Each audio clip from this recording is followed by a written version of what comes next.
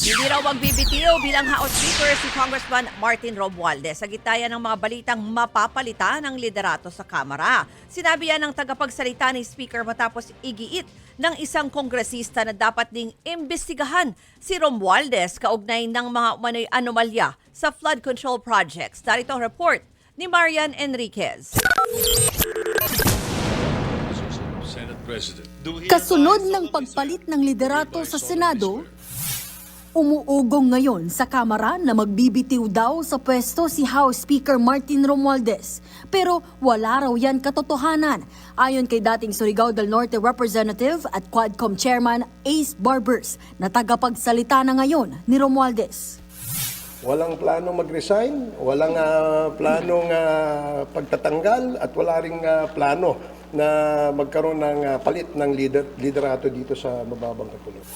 Paliwanag ni Barbers, bakit magbibitiw si Romualdez kung higit 70% naman daw ng mga kongresista ang sumusuporta sa kanya. Kaninang umaga nga, nagkaroon ng meeting ang political party leaders. Present dyan si Speaker.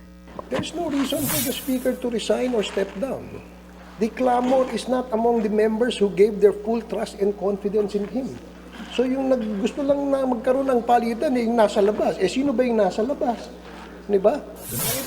Gate pa ni Barbers, walang kinalaman ang pagtatalaga sa kanya bilang spokesperson sa pagkakadawit ni Romualdez sa iba't ibang issue tulad sa maanomalyang flood control projects. Nauna kasing sinabi ng nagbitiw na National Unity member na si Cavite 4th District Representative Kiko Barzaga na dapat ding imbestigahan si Romualdez. Anyone should be investigated. The first person to be investigated is House Speaker Martin Romualdez because he's now Speaker.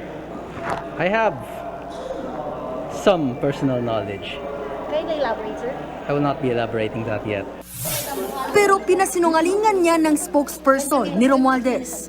Hindi po nakikialam ang ating speaker sa usapin ng partido, no, dito sa ating mga miyembro sa mababang kapulungan. Hindi po nakikialam ang ating speaker sa anumang proyekto na pinatupad diyan sa loob ng distrito ni Congressman Barzaga.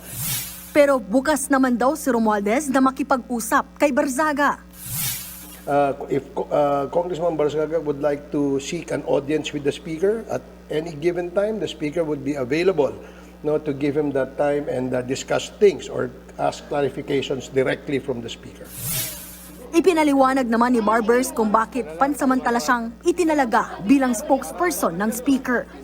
It's just that the Speaker wanted to accommodate all queries coming from our media friends. No? In this case, kasi nga medyo mahigpit o hectic yung schedule ng ating Speaker. Is hereby adopted. Nagbabalita mula sa frontline, Marian Enriquez. Speaker, News in view of 5. the